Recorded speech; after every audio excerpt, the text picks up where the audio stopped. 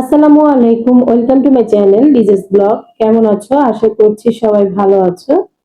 চলে আসলাম তোমাদের সাথে শেয়ার করার জন্য আমি কিভাবে রান্না করি কাটা গরু মশলার মাংস।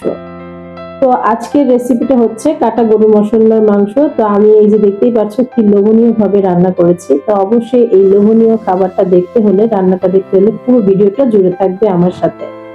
তো প্রথমে আমি এখানে দেখো গাইস 1 কেজি গরুর মাংস নিয়েছি। তো আমি এখানে 1 কেজি গরুর মাংস নিয়েছি, এইভাবে ছোট ছোট করে কেটে, মানে আমার প্রয়োজন মতন সাইজ করে আমি কেটে নিয়েছি। তোমাদের ইচ্ছে মতন তোমরা ছোট ছোট টুকরো করে নিতে পারো।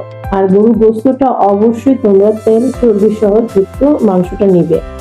তো চলো গাইস, আমার এই কাটা গরুর মশলা মাংসটা কিভাবে রান্না করব, আমি কি কি উপকরণ লাগবে তোমাদের সাথে আমি শেয়ার করি। তো এই সব মশলাপাতিগুলি নিয়ে আমি এখানে তোমাদের সাথে শেয়ার করব। আমি একত্রিত করে নিয়েছি, আর আমি রান্না করার আগে সবসময় একসাথে গুছিয়ে নেই। গুছিয়ে নেওয়ার কারণটা হচ্ছে যে খুব তাড়াতাড়ি সহজ হয়। তো আমি এখানে এই যে দেখাবো এখন কি নিয়েছি তোমাদের সাথে।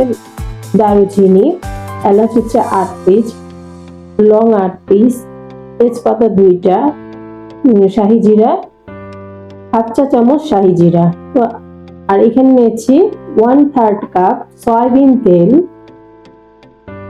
তারপর নিয়েছি লবণ 1 টেবিল চামচ, ধনিয়া গুঁড়া 1 চা চামচ, গরম মশলা ফাঁকি 1 চা চামচ, আদা কুচি নিয়েছি 1/2 কাপের একটু কম। আমি এইভাবে আদা কুচিটা করে কেটে নিয়েছি। শুকনো মরিচ 2 টেবিল চামচ, এখানে প্রায় 15টা শুকনো মরিচ ছিল, আমি কেটে নিয়েছি। আর কাঁচা পেঁয়াজ কুচি নিয়েছি 1/2 কাপ, পেঁয়াজ বেরেস্তা নিয়েছি 1/2 কাপ,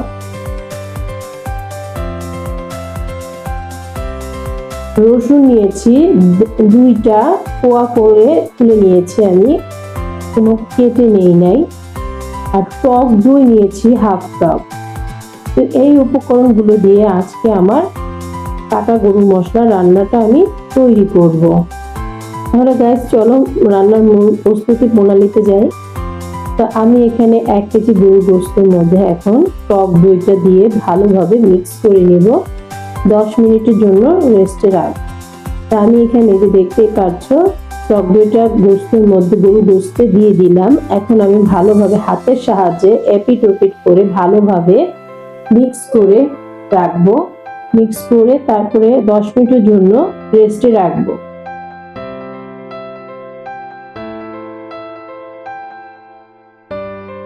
তো গাইস, আমি রান্নাঘরের চুলায় কড়াই বসিয়ে দিলাম, ফ্রাই প্যানের কড়াই বসিয়ে দিয়েছি। এখন আমি সয়াবিন তেল দিয়ে দিলাম 1/4 কাপের থেকে একটু কম। তারপর আমি এখানে দিয়েছি গরম মশলাগুলো, আস্ত গরম মশলাগুলো আমি সম্পূর্ণ দিয়ে দিলাম। 2-1 সেকেন্ড আমি এটাকে ভালো করে একটু ভেজে নিব, যেন সুন্দর একটা সুঘ্রাণ আসে।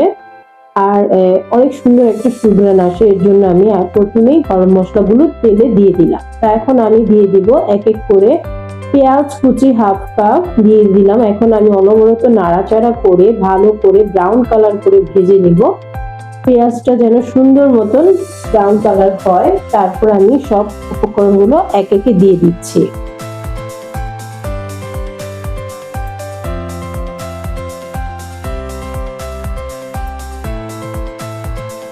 তারপর বন্ধুরা, এই যে আমার পেঁয়াজটা দেখতে পাচ্ছ হালকা ব্রাউন কালার হয়ে গেছে। এখন আমি টক দই দিয়ে যে গরুর গোস্তটা 10 মিনিটের জন্য ম্যারিনেট করে রেখেছিলাম, সেটাকে এখন আমি গরুর গোস্তটাকে দিয়ে দিলাম। এখন অনবরত নাড়াচাড়া করে আমি গরুর গোস্তটা পেঁয়াজের সাথে ভালোভাবে ভেজে নিব 5 মিনিটের মতন।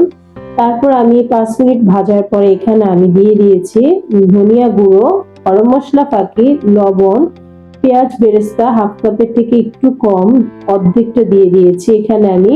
তো এখন আমি এটাকে ভালোভাবে একটু ভাজা ভাজা করে সুন্দর একটা সুঘ্রাণ আসা না পর্যন্ত আমি একটু ভাজা ভাজা করব, যেন সুন্দর একটা স্মেল আর সুন্দর একটা ঘ্রাণ আসে, এর জন্য। তাই এখন আমি দিয়ে দিচ্ছি হলো শুকনো মরিচের ফালি দিয়ে দিয়েছি। তো যেন প্রথমে দিয়ে দিলাম, কারণ এখানে আমি কোনো শুকনো মরিচের গুঁড়া ব্যবহার করব না। তো এই জন্য আমি সব আস্ত মশলাগুলো ব্যবহার করেছি এর জন্য। আর এখন আমি দিয়ে দিব আদা কুচিটা দিয়ে দিব, আর রসুন কুচিটা আমি পরে দিব।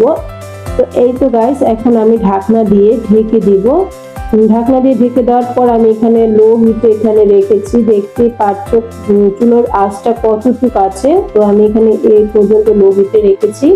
তো এখন এই যে আমি প্রায় 20 মিনিট পর্যন্ত ঢেকে রাখবো। 20 মিনিট পর আমি রান্নাঘরে আবার চলে এসেছি বন্ধুরা। তো দেখতেই পাচ্ছ কি অসাধারণ একটা কালার আসছে আর অসাধারণ একটা সুঘ্রাণ আসছে। তো আমি ঢাকনাটা তোলার সাথে সাথে আমি এখন একটু নাড়াচাড়া করে দিব তোমাদের সাথে। আর পানি যা ছিল শুকিয়ে গেছে। এখন আমি গরম পানিটা দিয়ে দিব। এখানে আমার পরিমাণ মতো গরম পানি আমি এখানে দিয়ে দিব। আর অবশ্যই বন্ধুরা, গরুর গোশত রান্না করার জন্য গরম পানিটাই ব্যবহার করবে, তা না হলে গরুর মাংসটা গোশতটা সিদ্ধ হতে চায় না। দেখা যায় শক্ত হয়ে যায়, রাবারের মতন শক্ত হয়ে যায়। মানে অনেকক্ষণ সিদ্ধ করলেও দেখা যায় সিদ্ধ হয় না। তাই তোমরা চেষ্টা করবে গরম পানিটাই প্রথমে দেওয়ার জন্য। তো আমি এখন এখানে অপর চুলায় গরম পানি করে রেখেছি। তো এখন আমার কষানো শেষ। তো এখন আমি আমার পরিমাণ মতো মাংসটা গরুর গোশতটা সেদ্ধ হওয়ার জন্য আমি এখানে পানি দিয়ে দিলাম, গরম পানিটা দিয়ে দিলাম।